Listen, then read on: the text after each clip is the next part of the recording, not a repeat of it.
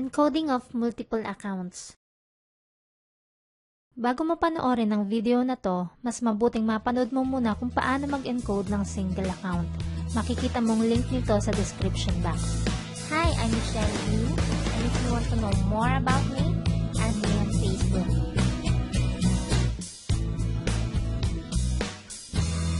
Encoding ng single account, example 1. Sa lahat ng encoding, itong pinaka-basic. Kaya importanteng mapanood mo muna ito bago ka matutong mag-encode ng multiple accounts.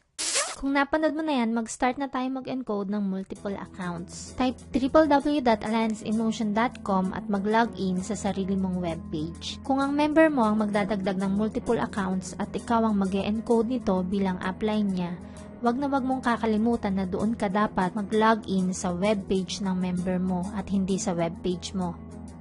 Gamitin nating example ngayon ng webpage ng member ko dahil siya ay magdadagdag ng 2 accounts at ako ang mag-encode nito.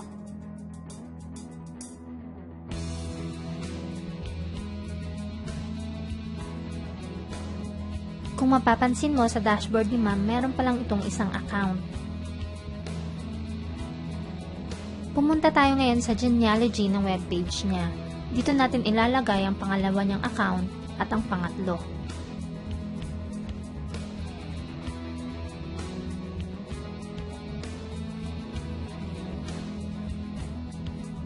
I-encode na natin ngayon ang second account niya dito sa left. Ang ID number ng first account ni ma'am ang gagamitin natin para sa sponsor at upline ID. I-click na natin ngayon ang register multiple dito sa gawing kaliwa. Take note, dahil ito ay encoding ng multiple accounts, hindi mo na kailangan mag-log out sa webpage at i-click uli ang register button. Ang dapat mong i-click ay yung register multiple sa loob ng webpage. Kung mapapansin mo, makikita rin dito sa bandang itaas ang ID number ng first account ni ma'am. Kaya gagayahin ko na lang ito para ilagay dito sa sponsor ID at upline ID. Dahil ito ay dagdag sa sariling account ni ma'am, ID number niya dapat ang ilagay sa sponsor ID. Kahit ako pang sponsor niya at nag-multiple accounts siya, siya na ang dapat maging sponsor sa lahat ng accounts na idadagdag niya. Kaya wag nating kalimutan na kapag meron tayong bagong na-invite na nag-multiple accounts, ikaw ang sponsor sa first account niya na dapat ma-encode. At yung iba pa niyang accounts ay dapat siya na ang ilalagay na sponsor sa sponsor ID.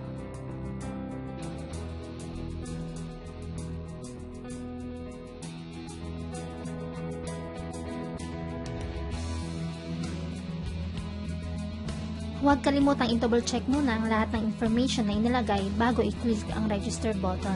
Pagkatapos natin ma-encode ang second account, ganito na ang updated dashboard niya. Pumasok na rin agad sa first account ang 500 pesos direct referral bonus. Heto naman ang updated genealogy niya. Ngayon, i-encode na natin ang pangatlong account dito sa right leg. Click again register multiple. At i-type uli ang sponsor ID at upline ID. This time, right position.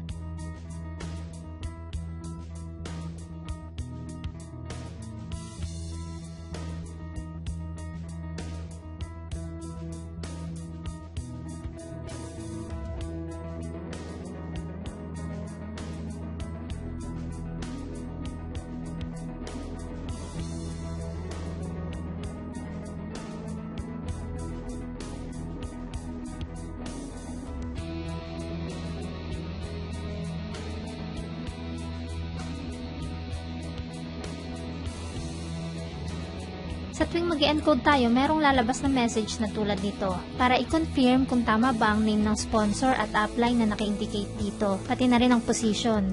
Kung tama naman lahat, i-click mo lang ang yes. Kung meron namang mali, i-click mo lang ang no at balikan ng placement information na tinype mo kanina. Heto na ang updated dashboard ng member natin. Meron na itong 3 accounts, so ibig sabihin, siya ay 3 multiple accounts na at pumasok na rin agad ang kinita niyang 2,500 pesos dahil sa direct referral bonus at pairing bonus.